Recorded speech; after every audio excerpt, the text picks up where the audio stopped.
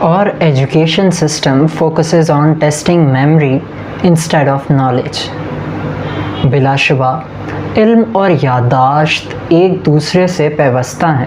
لیکن خامی یہ ہے کہ ایک طالب علم یادداشت کے بل پر اچھے نمبر، اچھی نوکری، اچھی زندگی تو پا لیتا ہے، لیکن ملکی ترقی میں مؤثر کردار ادا کر نہیں پاتا۔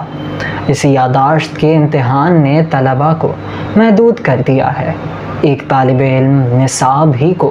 مکمل و معتبر علم خیال کرتا ہے اور اپنی اسی سوچ کی بنا پر کرٹیکل تھنکنگ سے دور ہوتے ہوئے ایکسٹرا آرڈینری بننے کی دوڑ میں آرڈینری بن کر رہ جاتا ہے اور آؤٹ آف دی باکس سوچنے سے قاصر رہتا ہے، جس سے نقصان نہ صرف اس کے قیمتی وقت اور توانائی کا ہوتا ہے بلکہ ملک و قوم کے لیے مؤثر انداز میں اپنا کردار ادا کرنے سے بھی قاصر رہتا ہے۔